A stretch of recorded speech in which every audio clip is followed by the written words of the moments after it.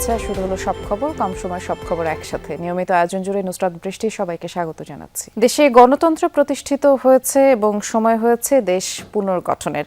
কুমিল্লার পথসভায় কথা বলেছেন প্রধানমন্ত্রী তারেক রহমান এবং তিনি জানিয়েছেন দেশের অর্থনীতি আপাতত চাপের মধ্যে আছে, তাই দেশবাসীকে ধৈর্য ধরার আহ্বান তার। এরপর চাঁদপুরের খাল খনন কার্যক্রমের উদ্বোধন করেন প্রধানমন্ত্রী। সেখানে ফ্যামিলি কার্ড বিতরণ কার্যক্রমের উদ্বোধন করেন সরকার প্রধান। কুমিল্লার বড়ুরায় প্রধানমন্ত্রীকে স্বাগত জানান হাজারো নেতাকর্মী। লক্ষ্মীপুর বাজার মাঠে পথসভায় অংশ নেন তিনি। দেশে এখন গণতন্ত্র প্রতিষ্ঠিত হয়েছে, সময় হয়েছে দেশ পুনর্গঠনের। অর্থনীতি আপাতত চাপের মধ্যে আছে, তাই দেশবাসীকে ধৈর্য ধরার আহ্বান সরকার প্রধানের। আমরা আমাদের যে সকল পরিকল্পনা বাংলাদেশের মানুষের সামনে নির্বাচনের আগে উপস্থাপন করেছিলাম, দেশের মানুষ 12 তারিখের নির্বাচনে সেই ম্যানিফেস্টোকে, সেই পরিকল্পনাকে সমর্থন দিয়েছে এবং বিএনপিকে সরকার গঠনের সুযোগ দিয়েছে। প্রিয় ভাই বোনেরা, এবং সেজন্যই আপনাদের কাছে যে সকল ওয়াদা আমরা দিয়েছিলাম, সেই ওয়াদাগুলো পর্যায়ক্রমিকভাবে আমরা বাস্তবায়নের কাজ শুরু করেছি। কুমিল্লার পথসভায় প্রধানমন্ত্রী জানান, জনগণের প্রকৃত দাবি হলে কুমিল্লা বিভাগ হবে, আর সেখানে একটি কৃষি বিশ্ববিদ্যালয় করতে শিক্ষামন্ত্রীর সঙ্গে আলোচনা করার কথা জানান প্রধানমন্ত্রী। এরপর দুপুরে চাঁদপুরের শাহরাস্তির খোর্দখাল ও বিশ্বখালের পুনঃখনন কাজের উদ্বোধন করেন প্রধানমন্ত্রী। সেখানে তারেক রহমান বলেন, বাজেটে উন্নয়ন প্রকল্পের পাশাপাশি ফ্যামিলি কার্ড ও কৃষক কার্ডের জন্য আলাদা বরাদ্দ রাখা হবে। যেই কাজগুলো বাস্তব করার সমর্থন জনগণ, বাংলাদেশের মানুষ বিগত 12 তারিখের নির্বাচনে বিএনপিকে দিয়েছে, আমরা এক এক করে সেই কাজগুলো, সেই পরিকল্পনাগুলো আমরা বাস্তবায়ন করব। এই কাজে যদি কেউ বাধাগ্রস্ত করতে চায়, এই কাজে যদি কেউ ভেস্তে দিতে চায়, বাংলাদেশের মানুষ, আমাদের কিছু করা লাগবে না। বাংলাদেশের মানুষই তাদের সেই পরিকল্পনা, তাদের সেই ষড়যন্ত্রকে ভেস্তে দিবে। চাঁদপুরে একটি টেকনিক্যাল কলেজ স্থাপনের বিষয়ে শিক্ষামন্ত্রীকে নির্দেশনা দেন প্রধানমন্ত্রী তারেক রহমান। আখলাকুস সাফা, যমুনা নিউজ। গণভোটের রায় বাস্তবায়ন করতে বাধ্য করা হবে। রায় বাস্তবায়ন না হলে আবারও স্বৈরাচার চেপে বসবে বলে মন্তব্য করেছেন বিরোধী দলীয় নেতা ও জামায়াত আমির ডাক্তার শফিকুর রহমান। গণভোটের রায় বাস্তবায়ন, জনদুর্ভোগ লাঘব ও পদ্মা নদীর পানির ন্যায্য হিস্সার দাবিতে রাজশাহীতে বিভাগীয় সমাবেশ করেছে জামায়াত নেতৃত্বাধীন 11 দলীয় ঐক্য। সমাবেশে যোগ দিয়ে এসব কথা বলেছেন তিনি। বিএনপি নিজেদের ঘোষিত ইশতেহারের সাথে বিশ্বাসঘাতকতা করছে। অনির্বাচিত কাউকে কোথায় বসানো হবে না বললেও সিটি কর্পোরেশন, উপজেলা পরিষদে অনির্বাচিত দলীয় প্রশাসক বসানো হয়েছে বলে জামায়াত আমির অভিযোগ করেছেন। বলেছেন, চাঁদাবাজি, দুর্নীতি ও রাজনৈতিক দখলবাজি চালাচ্ছে বিএনপি। ব্যাংক ও বিশ্ববিদ্যালয়গুলোয় দলের লোক বসিয়ে যোগ্যদের বঞ্চিত করা হচ্ছে বলেও দাবি করেন বিরোধী দলীয় এই নেতা। কেউ ধর্মীয় বিভাজন সৃষ্টির চেষ্টা করলে তা প্রতিহত করার আহ্বান জানিয়ে হুঁশিয়ারি দেন, ধর্ম দিয়ে বাংলাদেশকে বিভক্ত করার চেষ্টা করা হলে জনগণ তার জবাব দেবে।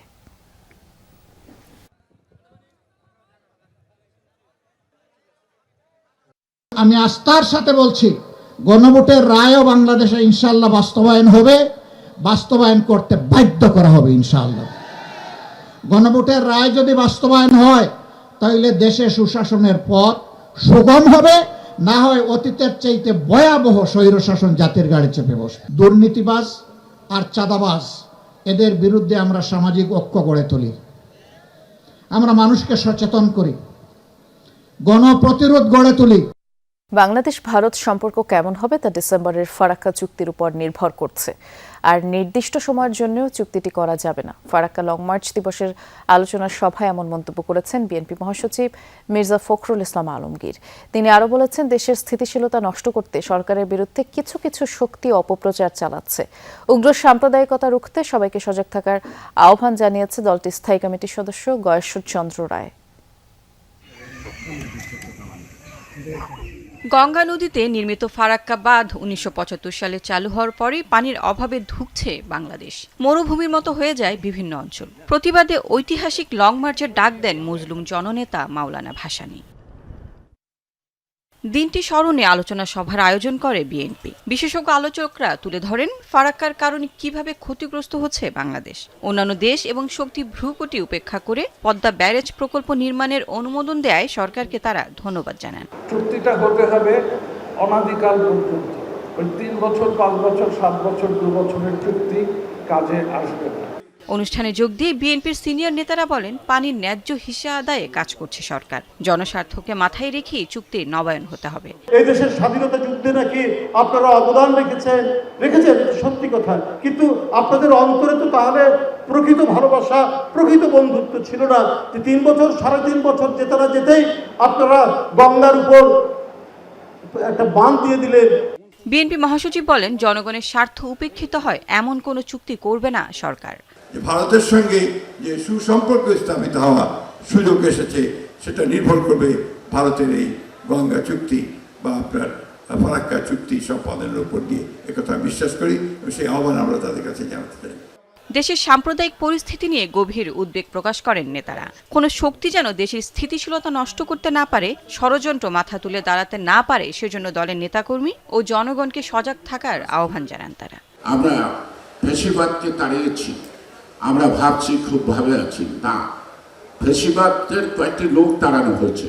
ফ্যাসিবাদের চরিত্র কিন্তু বিরাজমান আড়ালে আবডালে, তারা সুযোগ পাইলে তারা কিন্তু এই অপকর্মটি করবে, দায়টা বিএনপিকে দিতে হবে।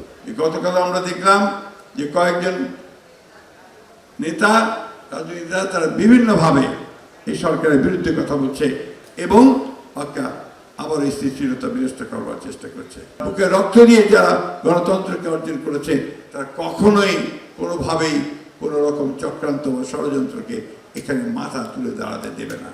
বলেন, প্রতিবেশী দেশের কাছ থেকে পানির ন্যায্য হিস্যা আদায়ে সব রাজনৈতিক দল এবং জনগণকে সাথে নিয়ে আন্দোলনে নামতে হবে, চাপ দিতে হবে আন্তর্জাতিক মহলকে। দলে কাছে নিয়ে যেতে পারি, মানুষকে বোঝাতে পারি, সে কাজটা আমাদের করতে হবে। লাভলি বিথি, যমুনা নিউজ, ঢাকা। দেশজুড়ে উদ্বেগজনক হারে হামের সংক্রমণ বাড়ছে। গত 24 ঘন্টায় সিলেটে আরও 2 শিশুর প্রাণ গেছে। এখন পর্যন্ত এই জেলায় হাম ও উপসর্গ নিয়ে প্রাণহানির সংখ্যা দাঁড়ালো 34 জনে। গত 24 ঘন্টায় সিলেটের বিভিন্ন হাসপাতালে নতুন 54 জন রোগী ভর্তি হয়েছে। এই সময় রাজশাহী মেডিকেলে রোগী ভর্তি হয়েছে 7 জন, চিকিৎসা শেষে বাড়ি ফিরেছেন 2 জন।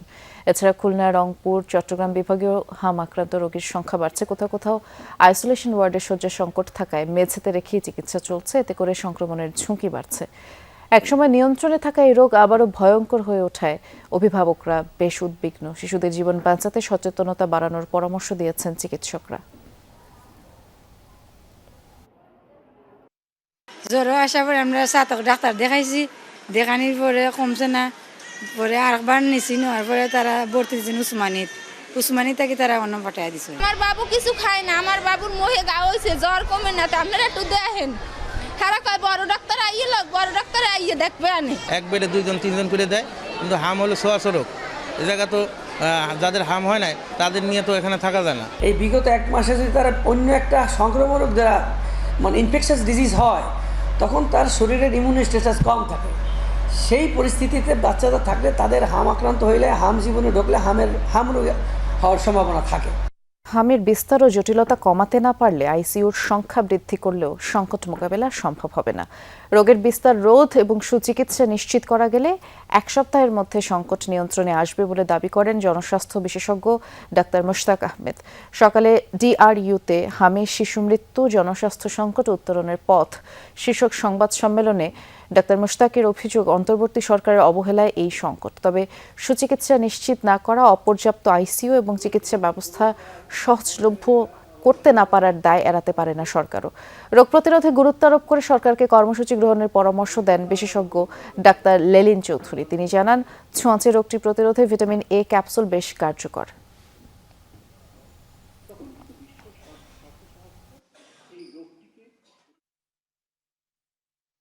রোগী তৈরি হওয়াটা কমাতে না পারে, আইসিইউর সংখ্যা বাড়ালেও আপনি মৃত্যু কমাতে পারবেন না। আমরা এখন ভবিতব্যের উপর ছেড়ে দিয়েছি কবে সংক্রমণ যাবে এবং সংক্রমণ কমার 1 মাস পরে মৃত্যু কমে যাবে, তাহলে আমাদের কাজটা কি? এই দেশের জনসাধারণের স্বাস্থ্য অধিকারের যার মধ্যে একটি হচ্ছে তার হার্ম হয়েছে কিনা এই পরীক্ষাটি নিশ্চিত করার ব্যাপারটির থেকে মানুষকে ডিপ্রাইভ বা বঞ্চিত করা হয়েছে। শরীয়তপুর সদর হাসপাতালে হামলার শিকার চিকিৎসক ডাক্তার নাসির ইসলামকে ঢাকা মেডিকেল কলেজ হাসপাতালে ভর্তি করা হয়েছে। চিকিৎসকদের ভাষ্য, আগের চেয়ে তার শারীরিক অবস্থা কিছুটা ভালো। এ ঘটনায় জড়িত দুজনকে গ্রেফতার করেছে আইন শৃঙ্খলা বাহিনী। শরীয়তপুর সদর হাসপাতালের চিকিৎসক ডাক্তার নাসির ইসলামকে চিকিৎসায় অবহেলার অভিযোগে ধাওয়া দেয় রোগীর স্বজনরা। এক পর্যায়ে প্রাণ বাঁচাতে হাসপাতালের টয়লেটে আশ্রয় নেন তিনি।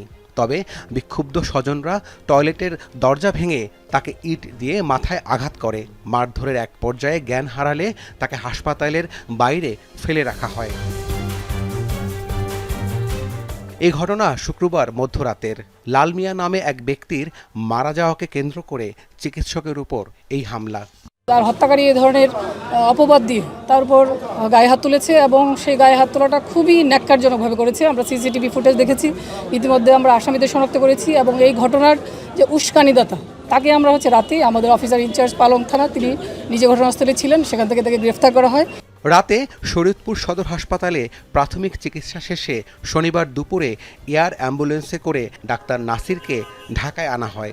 ভর্তি করা হয় ঢাকা মেডিকেল কলেজ হাসপাতালের নিউরো সার্জারি বিভাগে। তাকে দেখতে হাসপাতালে যান স্বাস্থ্য মন্ত্রণালয়ের সচিব সহ বিএনপির স্বাস্থ্য বিষয়ক সম্পাদক। আমার সহকর্মী যারা ডাক্তার সাহেবরা আছেন, ওনাদের তৎপরতা, ওনাদের দ্রুত চিকিৎসার মাধ্যমে স্থানীয়ভাবে চিকিৎসা এবং এখানে আসার পরও ওনারা যেভাবে চিকিৎসা করেছেন, আমার বিশ্বাস আমাদের এই সহকর্মীকে আমরা আল্লাহর রহমতে হয়তো সুস্থ করে ইনশাআল্লাহ আমরা আবার কর্মে ফিরিয়ে আনতে পারবো। যারা এই ধরনের ঘটনা ঘটিয়েছে তাদেরকে সুষ্ঠু তদন্তের মাধ্যমে তাদের বিচারের আওতাধীন নিয়ে আসতে হবে এবং দৃষ্টান্তমূলক শাস্তির ব্যবস্থা করতে হবে এবং ভবিষ্যতে কোনো চিকিৎসকে যেন এই ধরনের হেনস্থার শিকার না হয়। এ সময় স্বাস্থ্য অধিদপ্তরের এডিজি ডাক্তার জাহিদ রায়হান তাকে দেয়া হুমকির কথা জানান সাংবাদিকদের। নামবিহীন একটা চিঠি, হুমকি, এগুলো আমলে নিলে আমরা তো কাজ করতে পারবো। রাব্বি সিদ্দিকী, যমুনা নিউজ, ঢাকা। কিছুদিনের মধ্যেই প্রবাসীদের মধ্যে প্রবাসী কার্ড ইস্যু করবে সরকার, এমনটি জানিয়েছেন প্রবাসী কল্যাণ মন্ত্রী আরিফুল হক চৌধুরী। দুপুরে সিলেটের একটি 5 তারকা হোটেলে প্রবাসীদের এক আয়োজনে তিনি বলেন, বিমানবন্দরের ইমিগ্রেশনে প্রবাসীদের জন্য জরুরি চিকিৎসা ব্যবস্থা করছে সরকার। সবকিছুর মধ্যেই সিলেট ওসমানী আন্তর্জাতিক বিমানবন্দরে তা বাস্তবায়ন হবে এবং পাশাপাশি বিমানবন্দরে প্রবাসীদের জন্য লাউঞ্জ, অ্যাম্বুলেন্স সহ নানা সুবিধা তৈরির কথাও জানান তিনি।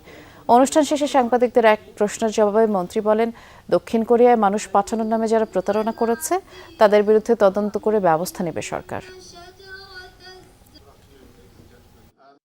প্রবাসীদের জন্য আমরা অনেক কিছু পদক্ষেপ হাতে নিয়েছি।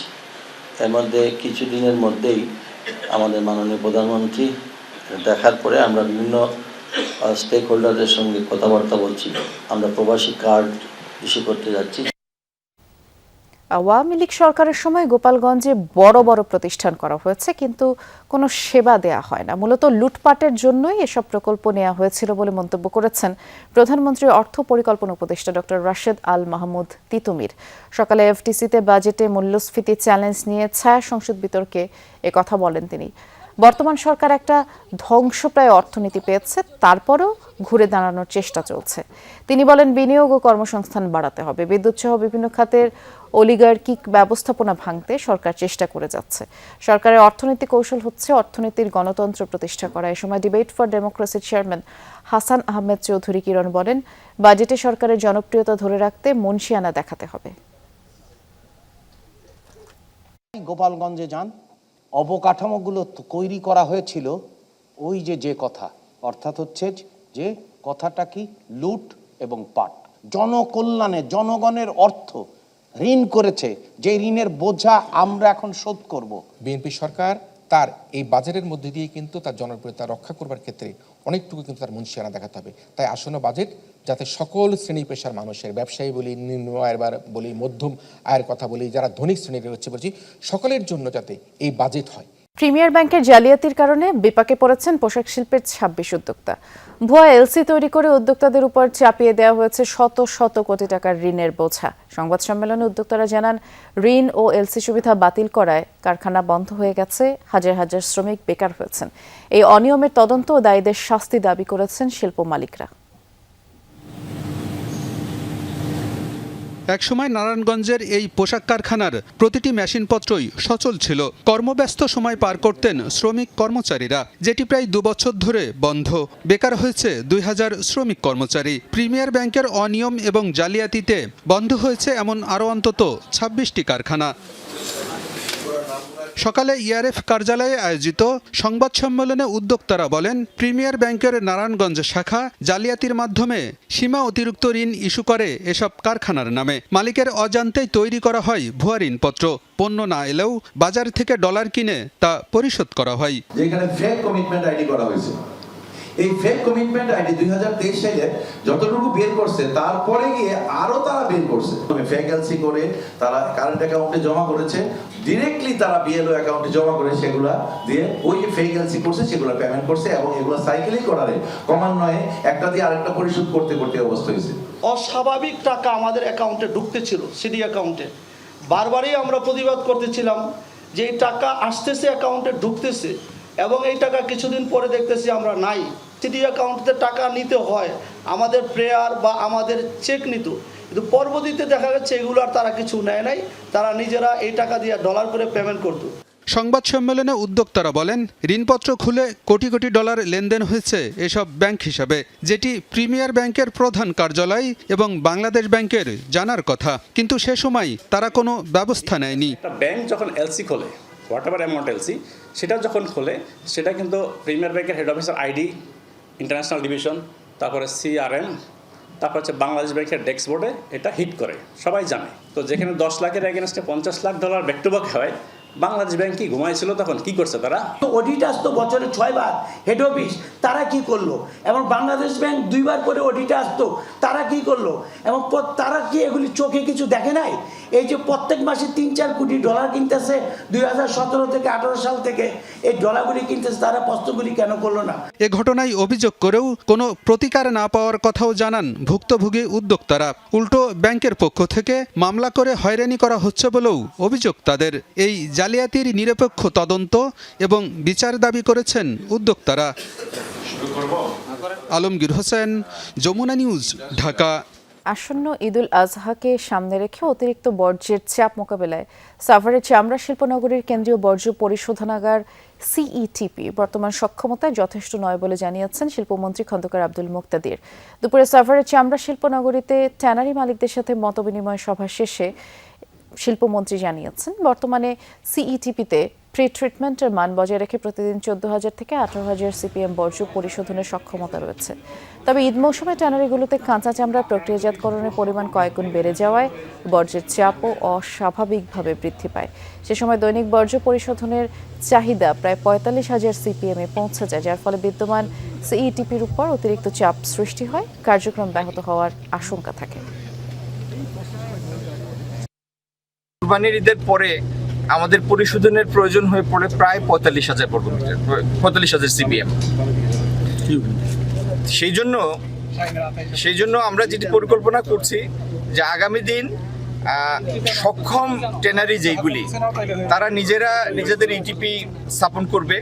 হজের খরচ 5 থেকে 6 লাখ টাকায় নামিয়ে আনা সম্ভব বলে মনে করেন হজ এজেন্সিস অ্যাসোসিয়েশন অব বাংলাদেশ হাবের সভাপতি সৈয়দ গোলাম সরওয়ার। সকালে রাজধানীর আশকোনায় হজ যাত্রার সার্বিক পরিস্থিতি নিয়ে সংবাদ সম্মেলনে তিনি বলেন, 2027 সালে হজ যাত্রার বিমানের টিকিট মূল্য কমে 1 লাখে নেমে আসবে। এছাড়া মধ্যস্বত্বভোগীদের দৌরাত্ম্য কমানো গেলে হজের মোট খরচও কমবে। হাবের মহাসচিব ফরিদ আহমেদ মজুমদার বলেছেন, দ্রুততম সময়ে মোয়াল্লেম চুক্তি, বাড়ি ভাড়া, ট্রান্সপোর্ট চুক্তি, তাঁবু নির্বাচনে কাজ করতে হলেও সফলভাবে সব কার্যক্রম সম্পন্ন হয়েছে। মন্ত্রণালয়, হজ অফিস ও হাবের সহযোগিতায় এবারে হজ ব্যবস্থাপনা সুষ্ঠু হয়েছে। আর সৌদি সরকারের নতুন সিদ্ধান্তের কারণে দেশে বিদ্যমান হজ ও ওমরা আইন সংস্কারের প্রয়োজনীয়তার কথাও বলেন তারা। এর মূল্যটা যদি কনফার্ম না করে, যদি ওপেন করে দেয়, তাহলে এই টিকিটের মূল্যটা মিনিমাম 50,000 টাকা কমার কথা ইনশাল্লাহ। এই মধ্যস্বত্বভোগী মাঝখানে যারা আছে তাদেরকে আমরা এই সেক্টর থেকে বিতাড়িত করার জন্য চেষ্টা করব। সেক্ষেত্রে সরকারের প্রত্যক্ষ সহযোগিতা প্রয়োজন হবে। আমরা সরকারকে অনুরোধ করব, সরকার যাতে আমাদেরকে প্রত্যাশিত সহযোগিতা করেন। যমুনা টেলিভিশনের সংবাদ প্রচারের পর অবৈধ হটলাইন কাউন্টার ও এজেন্টদের বিরুদ্ধে যৌথ অভিযান চালিয়েছে ট্রাফিক পুলিশ ও থানা পুলিশ। অভিযানে এখন পর্যন্ত হটলাইন কাউন্টারের 10 জনকে আটক করা হয়েছে। বিভিন্ন অবৈধ হটলাইন এজেন্টের কারণে যাত্রী ভোগান্তি, যানজট, টাকা আদায়ের অভিযোগ নিয়ে যমুনা টেলিভিশনে সংবাদ প্রকাশ করা হয়। ওই প্রতিবেদনেই উঠে আসে এসব কাউন্টার ও এজেন্টদের কারণে সড়কে বিশৃঙ্খলা তৈরি হচ্ছে। পাশাপাশি যানজটকে কেন্দ্র করে নানা ধরনের চাঁদাবাজি, অর্থ লেনদেনের অভিযোগও রয়েছে। সংবাদ প্রচারের পরেই প্রশাসন তৎপর হয়। পরে ট্রাফিক পুলিশ ও থানা পুলিশের সমন্বয়ে যৌথ অভিযান পরিচালনা করা হয়। পুলিশের এক কর্মকর্তা জানান, অবৈধ হটলাইন কাউন্টার পুরোপুরি বন্ধ করে দেওয়া হয়েছে এবং চালানো হবে নিয়মিত নজরদারিও।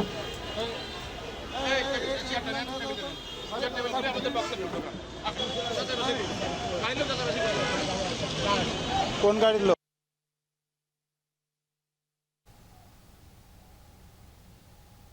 আমরা সরাসরি চাঁদপুরে যাচ্ছি। সরকারি কলেজ মাঠে ফ্যামিলি কার্ড কর্মসূচির উদ্বোধনী অনুষ্ঠানে বক্তব্য রাখছেন প্রধানমন্ত্রী তারেক রহমান। সরাসরি যাচ্ছি আমরা। পরিবার আছে, আমরা সকল পরিবারের মায়েদের কাছে ধীরে ধীরে আমরা ফ্যামিলি কার্ড পৌঁছে দিব। বিশেষ করে গ্রামে গঞ্জে বসবাসকারী খেটে খাওয়া মানুষ যারা আছে তাদের কাছে আমরা আগে পৌঁছে দিব। আল্লাহর রহমতে আল্লাহ আমাদেরকে তৌফিক দিয়েছেন, আল্লাহ আমাদেরকে রহমত দিয়েছেন। আমরা এই কাজটি সরকার গঠনের 1 মাসের ভিতরে এই কাজটি শুরু করেছি। তারই অংশ হিসাবে আজকে এই এলাকায় চাঁদপুর সদরের এই ওয়ার্ডের মধ্যে, এই ইউনিয়নের মধ্যে আমরা এই কাজটি শুরু করলাম। আমি জানি এখনো আপনারা অনেকে পান নাই। একটি জিনিস আমাদেরকে বুঝতে হবে, আমরা নির্বাচনের আগে আপনাদের কাছে, সারা দেশের মানুষের কাছে ফ্যামিলি কার্ডের কথা বলেছিলাম, কৃষক কার্ডের কথা বলেছিলাম, আরও যে সকল প্রতিশ্রুতি দিয়েছিলাম আমরা পর্যায়ক্রমিকভাবে সেই কাজগুলো শুরু করেছি। কিন্তু যেই বাজেট থেকে আমরা এই কাজগুলো শুরু করেছি সেই বাজেটটি বিএনপির তৈরি করা না, সেই বাজেটটি অন্য একটি সরকারের তৈরি করা। স্বাভাবিক, তাদের কাছে ফ্যামিলি কার্ড ছিল না, তাদের প্রতিশ্রুতি ফ্যামিলি কার্ড বা কৃষক কার্ড ছিল না। আমাদের প্রতিশ্রুতি হচ্ছে ফ্যামিলি কার্ড, কৃষক কার্ড বা এই ধরনের আরও যেগুলো আপনাদের সামনে আমার প্রতিশ্রুতি দিয়েছি।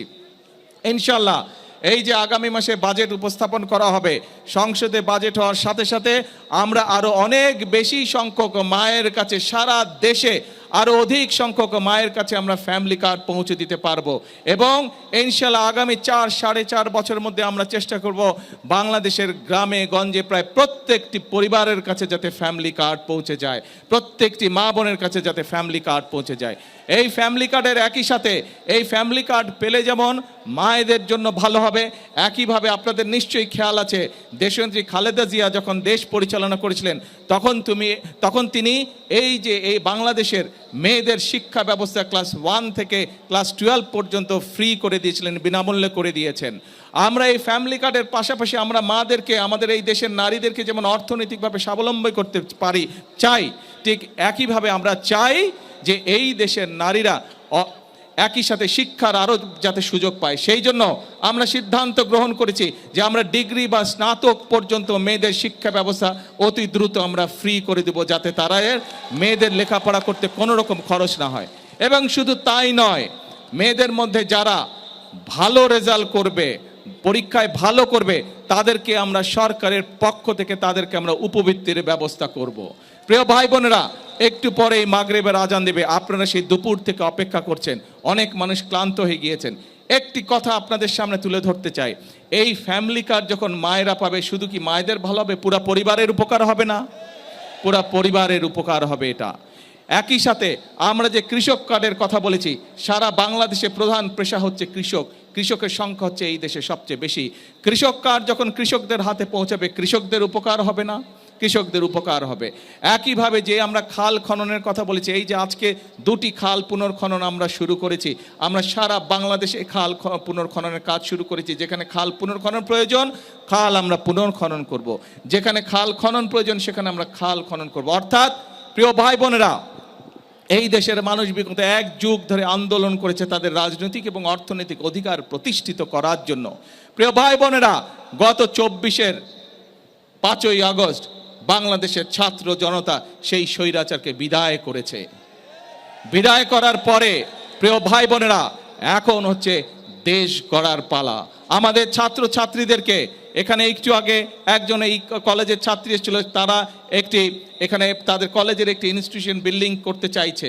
আমরা এই বাজেটে, আগামী যেই বাজেট সেই বাজেটে আমরা শিক্ষার উপরে সবচেয়ে বেশি বরাদ্দ রেখেছি, যাতে করে আমরা যেমন স্কুল কলেজ তৈরি করতে পারবো নতুন নতুন যেখানে যেখানে প্রয়োজন, একই সাথে আমরা যখন রান্না করি মশলা যদি খারাপ হয় রান্না কি ভালো হয়? রান্না ভালো হয় না। সেজন্যই আমরা শিক্ষকদেরকে ট্রেনিং দেওয়ার জন্য আমরা বাজেটে বরাদ্দ রেখেছি। আমাদের শিক্ষকদেরকে আমরা ট্রেনিং দেব যাতে তারা সুন্দরভাবে ভালোভাবে আমাদের আগামী প্রজন্মকে শিক্ষা দিতে পারে। প্রিয় ভাই বোনেরা, এখানে এই যে একজন অনেকক্ষণ ধরে একটা উঁচা করে সাইনবোর্ড রেখেছে, ইপিজেড লিখে রেখেছে। এই ইপিজেডের কাজ শুধু এই চাঁদপুর জেলা নয়, আপনাদের এই সন্তান, এই এলাকার সন্তান আশিক চৌধুরী এখানে আছে, যে বিডার চেয়ারম্যান যাকে নিযুক্ত করা হয়েছে, তাকে আমি আজকে দায়িত্ব দিয়ে যাচ্ছি যত দ্রুত সম্ভব সব কিছু বিবেচনা করে সম্ভাব্যতা যাচাই করে এই ইপিজেডের কাজ যদি বাস্তবসম্মত হয় তাহলে এখানে আমরা ইনশাল্লাহ দ্রুত ইপিজেড করব, যাতে করে এই এলাকার সন্তানেরাই শুধু কর্মসংস্থানের ব্যবস্থা না হয়, যাতে করে এই এলাকায় আরও বেশি মানুষ অন্য এলাকা থেকে আসতে পারে বেকার যুবকরা কর্মসংস্থার জন্য। প্রিয় ভাই বোনেরা, কিছুক্ষণ আগে আমি ওইটা টেকনিক্যাল কলেজটা গোসারহাটে আমরা প্রযুক্তি বিশ্ববিদ্যালয় চেয়েছে। আমরা চাই প্রযুক্তি বিদ্যালয় করার মাধ্যমে আমরা চাই আমাদের দেশের তরুণ সমাজ, ছেলে হোক মেয়ে হোক, তাদেরকে দক্ষ হিসাবে গড়ে তুলতে, যাদের দেশেই হোক বিদেশেই হোক তারা কর্মসংস্থানের ব্যবস্থা করতে পারে। প্রিয় ভাই বোনেরা, এই ফ্যামিলি কার্ডের কথাই বলুন, এই কৃষক কার্ডের কথাই বলুন, খাল কর্মসূচির কথাই বলুন, ইপিজেড এর কথাই বলুন, এই টেকনিক্যাল কলেজের কথাই বলুন, এই সকল যদি আমরা বাস্তবায়ন করতে পারি তাহলে ধীরে ধীরে এই দেশের মানুষের ভাগ্য পরিবর্তন করতে সম্ভব হবে। আমরা চাঁদপুরে ছিলাম, প্রধানমন্ত্রী তারেক রহমান বক্তব্য রাখছেন, সরাসরি দেখছিলেন আপনারা। টেলিযোগাযোগ ও তথ্য প্রযুক্তি খাতে দক্ষ মানব সম্পদ তৈরির উদ্যোগ নেওয়া হচ্ছে বলে জানিয়েছেন ডাক ও টেলিযোগাযোগ মন্ত্রী ফকির মাহবুব আনাম। এজন্য উপজেলা পর্যায়ে গড়ে তোলা হবে এআই ট্রেনিং সেন্টার। এছাড়া এ খাতে বিনিয়োগ আকৃষ্ট করতে কর কাঠামোতে সংস্কার আনার উদ্যোগ নেওয়া হচ্ছে বলেও জানান প্রধানমন্ত্রীর ডাক ও টেলিযোগাযোগ বিষয়ক উপদেষ্টা রেহান আসিফ আসাদ। সকালে রাজধানীতে আয়োজিত এক সেমিনারে এসব কথা বলেন তারা। ঠিক করেছে এবং আমরা মিডিয়া কেন এই আয়োজনটা করলাম। টেলিকম খাতের ভবিষ্যৎ এবং সরকারের ভাবনা নিয়ে সকালে সেমিনারের আয়োজন করে টেলিকম রিপোর্টারদের সংগঠন টিআরএনবি। সরকারের পরিকল্পনা কি তারাও যেন স্পষ্টভাবে জানতে পারেন। অনুষ্ঠানে ডাক ও টেলিযোগাযোগ মন্ত্রী জানান, কর্মসংস্থান তৈরির পাশাপাশি অর্থনৈতিক উন্নয়নে টেলিযোগাযোগ খাতকে কাজে লাগাতে চায় সরকার। এজন্য তথ্য প্রযুক্তি ভিত্তিক দক্ষ মানব সম্পদ তৈরি করা হবে। উপজেলা পর্যায়ে গড়ে তোলা হবে এআই ট্রেনিং সেন্টার। আমরা এআই এবং এই ফ্রিল্যান্সের উপরে আপনার ছেলেপেলে যদি ইয়াং জেনারেশনকে আমরা শিক্ষা দিতে পারি এবং তাদেরকে যদি আমরা বিদেশে পাঠাতে পারি, প্রচুর টাকা অর্জন করতে পারবে তারা। সরকারের চিন্তাভাবনা আছে যে আমরা প্রত্যেকটা উপজেলা পর্যায়ে এআই ট্রেনিং সেন্টার করব। টেলিকম খাত নিয়ে সরকারের ভবিষ্যৎ পরিকল্পনা তুলে ধরেন প্রধানমন্ত্রীর টেলিযোগাযোগ ও তথ্য প্রযুক্তি বিষয়ক উপদেষ্টা রেহান আসিফ আসাদ। বলেন, টেলিকম খাতের কর কাঠামোতে দীর্ঘমেয়াদী সংস্কারের উদ্যোগ নিচ্ছে সরকার। Global average mobile operator, the tax rate is almost double, one of the highest tax rate country in the world. আপনি যদি fixed network operated point of view থেকে দেখেন, আপনি যদি NTTN, IIG, IGW এবং তাদের পয়েন্ট অফ ভিউ থেকে 25 to 27.5% tax rate, it is also quite high. অনুষ্ঠানে টেলিকম খাতের চলমান সংকট তুলে ধরেন খাত সংশ্লিষ্টরা। বলেন, তরঙ্গের চড়া দাম এবং উচ্চ কর হার টেলিকম খাতের বিনিয়োগে প্রতিবন্ধকতা হয়ে দাঁড়িয়েছে। When we talked about 1 megahertz and 5 megahertz of spectrum are gone, we cannot now talk about a block of 5 megahertz of spectrum. Now the world is talking about like 100 megahertz of spectrum. সরকারের পক্ষ থেকে policy support দিয়ে আমাদের support করতে হবে sir. Policy সাপোর্টের মধ্যে regulatory গাইডলাইনের পারভিউতে আমাদেরকে সাপোর্ট করতে হবে। আমাদের রিটার্ন অন ইনভেস্টমেন্ট যদি না থাকে তাহলে আমরা আসলে ডেলিভার করতে পারবো না। রাজস্ব ক্ষতিগ্রস্ত না করে তরঙ্গের মূল্য হ্রাসের বিষয়টি বিবেচনার আশ্বাস দেন বিটিআরসির চেয়ারম্যান। স্পেকট্রামের প্রাইস কমানো মানে ডাইরেক্ট রেভিনিউ থেকে, গভর্নমেন্টের ডাইরেক্ট রেভিনিউ থেকে কাট হয়ে যাওয়া। কিন্তু আমরা আর্গু করছি যে না, এই স্পেকট্রামের প্রাইস কমালে মানুষ তো সেবা পাচ্ছে, সেই সেবা থেকে তো আমার প্রোডাক্টিভিটি গেইন হচ্ছে, সেই প্রোডাক্টিভিটি গেইন দিয়ে কাভার হবে। বাট ওয়ের ইজ দ্য ডেটা, যে ডেটাটা বলবে স্পেকট্রাম প্রাইসটা কতটুকু কমালে আমার রেভিনিউ অপটিমাইজেশন হবে? We don't have that data. Telecom খাতে প্রতিযোগিতা আইন যথাযথভাবে কার্যকর নেই বলে অভিমত ব্যক্ত করেন আলোচকরা। যে বাংলাদেশে কিন্তু হিউজ অপরচুনিটিস এখনো আছে। মাসুদুজ্জামান রবিন, যমুনা নিউজ, ঢাকা। ইসলামী ব্যাংকের আমানতকারীদের দুর্ভোগ লাঘবে জুলাই পরবর্তী সুযোগ কাজে লাগানোর আহ্বান জানিয়েছেন সাবেক তত্ত্বাবধায়ক সরকারি উপদেষ্টা ডক্টর হোসেন জিল্লুর রহমান। বলেছেন, গ্রাহকদের আস্থা ফিরিয়ে আনতে সরকারকে উদ্যোগ নিতে হবে। ব্যাংক গ্রাহক ফোরাম আয়োজিত সেমিনারে তিনি আরও বলেন, বিনিয়োগ কমে গেলে সংকট তৈরি হবে অর্থনীতিতে। আলোচকরা বলেন, 2017 সালে রাজনৈতিক ছত্রছায়ায় ইসলামী ব্যাংকগুলোর মালিকানা পরিবর্তনের পর থেকেই নজিরবিহীন ঋণ কেলেঙ্কারি অর্থ পাচার শুরু হয়। শেখ হাসিনার আমলে সরকার ও গোয়েন্দা সংস্থার প্রত্যক্ষ হস্তক্ষেপে পরিবর্তন করা হয় 8টি ব্যাংকের পরিচালনা পর্ষদ, বিদায় দেওয়া হয় শক্তিশালী বিদেশি অংশীদারদের এবং ভেঙে পড়ে পুরো খাতের সুশাসন, আঘাত হারা হয় মানব সম্পদেও। অর্থনীতিবিদরা ব্যাংক লুটেরাদের বিচারে বিশেষ ট্রাইব্যুনাল গঠনেরও দাবি জানান। ব্যাংকিং খাত বিপর্যিত একটা সমস্যা, কিন্তু এটার ফলশ্রুতিতে বাংলাদেশে অর্থনৈতিক স্থবিরতাও একটা বাস্তবতা। এই যে গ্রাহকরা তারা যে তাদের আমানত রেখেছিলেন নিতে পারছেন না, এই কষ্টটা কিন্তু নানা পর্যায়ে একটা নীরব কষ্ট সারা সমাজের মধ্যে আছে। জুলাইয়ের এত আত্মত্যাগ রক্তের বিনিময়ে যে বাংলাদেশ নতুন করে আগাবার একটা সুযোগ পেয়েছে। সিগারেট, বিড়ি, গুলসহ তামাকজাত দ্রব্য সেবনের কারণে দেশে প্রতি বছর প্রায় 2 লাখ মানুষের মৃত্যু হচ্ছে। তাই বাজেটে প্রতি 10 শলাকা সিগারেটের দাম আরও 67 ভাগ বাড়ানোর সুপারিশ করেছে বেসরকারি গবেষণা সংস্থা উবিনিক ও তাবিনিজ।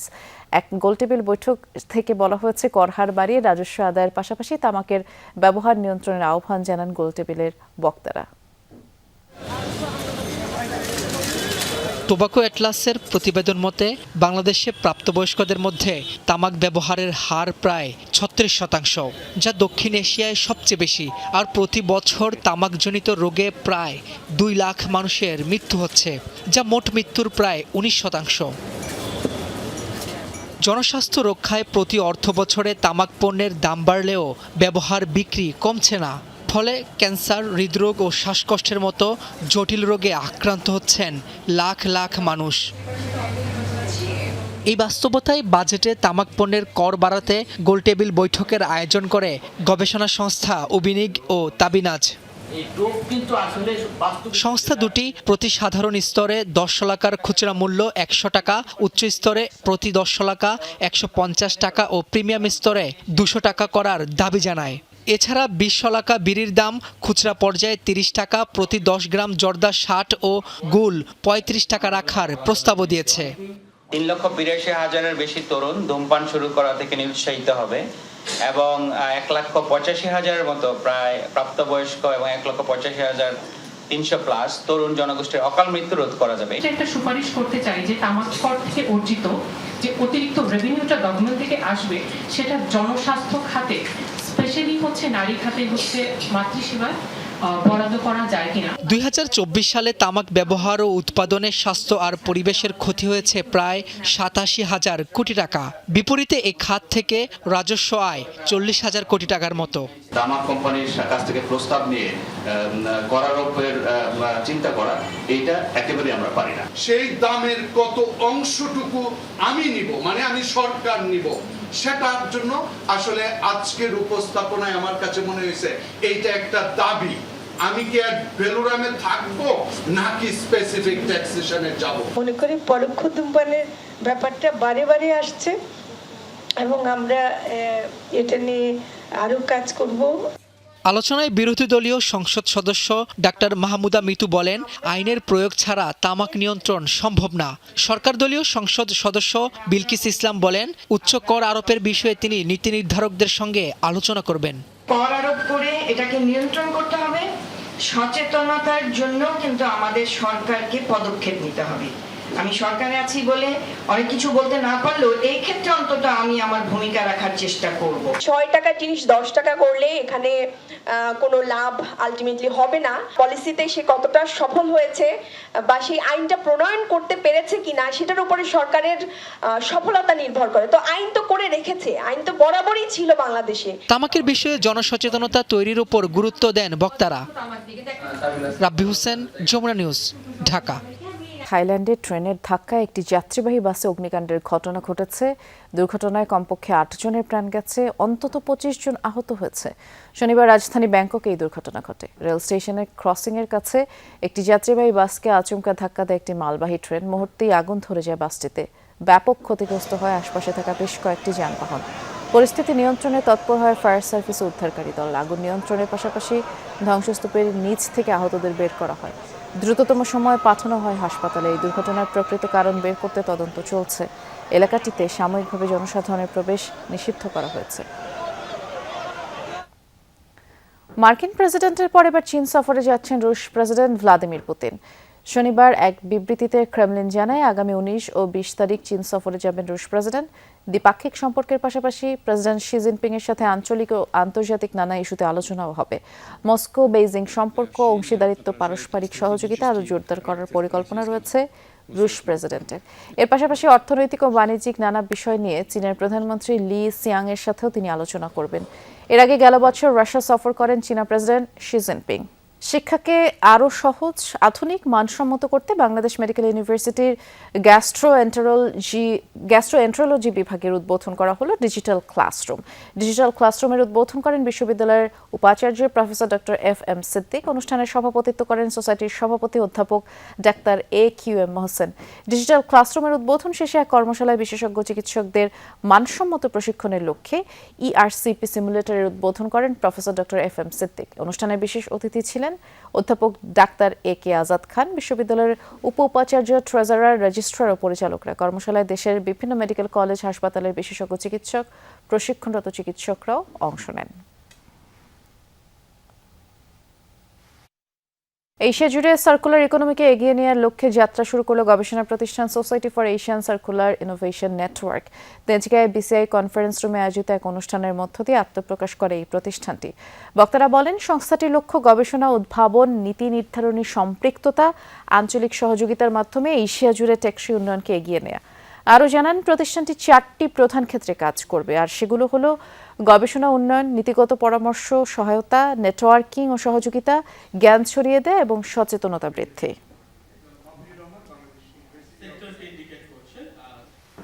কিশোরগঞ্জে আকিজ এগ্রো ফার্ম ও চীনা আনহুই রেডি কোম্পানি লিমিটেডের যৌথ উদ্যোগে আধুনিক মৎস্য চাষ প্রকল্প উদ্বোধন করা হয়েছে। দুপুরে সদর উপজেলার রশিদাবাদের রামদিয়া এলাকায় আকিজ এগ্রো ফার্মের একটি শেডে এই অনুষ্ঠান হয়। প্রকল্পের উদ্বোধন করেন আকিজ গ্রুপের প্রতিষ্ঠাতার সহধর্মিণী উম্মে মনোয়ারা বেগম ও চেয়ারম্যান শেখ শামীম উদ্দিন। অপরদিকে দ্বিপাক্ষিক এই স্বাক্ষর অনুষ্ঠানে চীনের আনহুই নিউ রেডি কোম্পানির পক্ষে উপস্থিত ছিলেন ডিরেক্টর মিস্টার ব্যাং হাইশিন। আর এ সময় আকিজ ভেঞ্চারের CEO, হেড অফ বিজনেস সহ অন্যান্য কর্মকর্তারাও উপস্থিত ছিলেন। নটরডেম বিশ্ববিদ্যালয় বাংলাদেশে অনুষ্ঠিত হলো 3 দিনব্যাপী NTUB CSE Fest 2026। প্রযুক্তি, উদ্ভাবন, সৃজনশীলতা ভিত্তিক এই আয়োজনে অংশ নেয় দেশের বিভিন্ন কলেজ ও বিশ্ববিদ্যালয়ের শিক্ষক শিক্ষার্থীরা। উৎসবের সমাপনী অনুষ্ঠানের প্রধান অতিথি ছিলেন ব্র্যাক বিশ্ববিদ্যালয়ের শিক্ষক ও বুয়েটের সাবেক অধ্যাপক ডক্টর মোহাম্মদ কায়কোবাদ। আরও উপস্থিত ছিলেন নটরডেম বিশ্ববিদ্যালয়ের উপাচার্য অধ্যাপক doctor father Patrick Daniel Gaffney, CSC সহ অন্যান্যরা। আর 3 দিনব্যাপী এই উৎসব অনুষ্ঠিত হয় inter college STEM olympiad, seminar, inter university programming contest. আর প্রোগ্রামিং প্রতিযোগিতায় দেশের বিভিন্ন বিশ্ববিদ্যালয়ের 86টি দল অংশ নেয়। পরে বিজয়ীদের মাঝে পুরস্কার ও সনদ তুলে দেন অতিথিরা।